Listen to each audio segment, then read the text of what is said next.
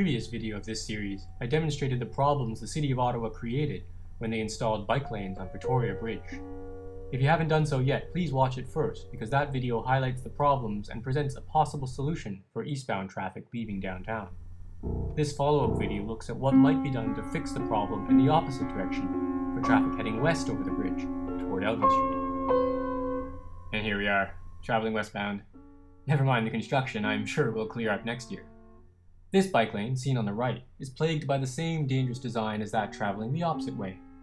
Note how the car has to cross the bike lane to turn right. At least in this case, there are lines in the pavement. At the other end of the intersection, the bike lane has, surprise, disappeared.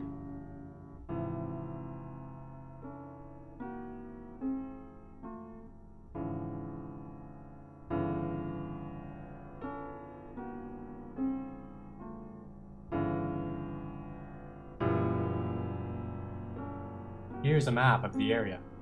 This is the bike lane I proposed in the previous video. This is the lane for motor vehicles on the right of the cycle lane that allows cars to go straight into the glebe, turn right on Queen Elizabeth driveway, or cross the bridge and turn right onto Colonel By without conflicting with cyclists at any point. This lane was not allowed to go straight through onto Hawthorne. I will now propose a similar bike lane in the opposite direction. This lane travels between the two motor vehicle lanes on the bridge. Let's see what this looks like.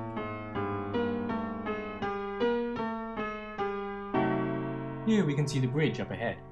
Since there's already car parking here, making it difficult at most times for cars to use this lane, we could build a bike lane here. In the door zone, of course. This lane would be between the two traffic lanes. This is where the city has put its new bike lane, but I propose it should be here instead. Cars in this lane would now be required to turn right onto Queen Elizabeth driveway. Here's another view of the same. The cyclist is currently driving in the location where the new bike lane is. But this is where I think it should be. This car would have to go right. It could not go straight. The left lane would allow vehicles to turn left, a task already permitted, or go straight through. There may, however, be an advantage to prohibiting this action, making the left lane exclusively for left-turning vehicles. I'll explain this later.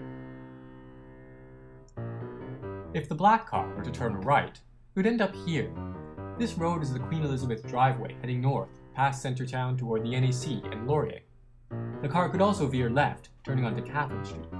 When Catherine meets Elgin, the car could either turn left to go back to where we just were, head straight, or turn right onto Elgin. If the vehicles that were crossing the bridge in the left lane were to go straight, they would end up passing through here, going this way, or turning left onto Catherine. That means there are two routes to this same intersection. So, here's the new bike lane. This is the left lane that turns onto Queen Elizabeth southbound or goes straight down Elgin, possibly turning left onto Catherine. This is the right lane that must turn onto Queen Elizabeth northbound, continuing straight toward Laurier or turning left on Catherine. Taking in that route brings them to this same intersection where they can go any which way they please. So what good does all this confusion do? For one, it gives cyclists a safe route under the Queensway, protected from drivers passing too closely. By taking away the right-hand lane, we clear up enough space under the bridge to make room for the two bike lanes.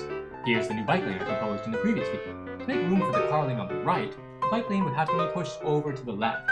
The left lane for cars would then have to go where the median currently is. Replacing this would be the most expensive part of this project. At the same time, the bike lane could be raised to make the no lane change rule more concrete. No pun intended. In the other direction, there may be one lane for cars and one bike lane. All this without taking any space from pedestrians and possibly giving them more. Yay! Cars that turn right onto Queen Elizabeth, then left on Catherine, would pass through here. But of course, the million-dollar question is, how will taking away a lane affect traffic flow? Well, already the left lane proves a pretty poor through lane, being blocked by left turns both here and here. By making this lane exclusively for traffic turning onto Queen Elizabeth, the alternate route to both Elgin and Catherine Streets is this one. By putting a roundabout here, bottlenecks will be reduced, making drivers very happy. Why the hell should we go through all this trouble just to make life easier for cyclists? Well, because roads aren't just for cars, they're for people, and some people ride bikes, and all people sometimes walk. We all know how dangerous cars can be. 1.2 million people around the world are killed by motor traffic every year. So by making our streets more pleasant for people and safer too, our streets become better places, and our cities worth caring about.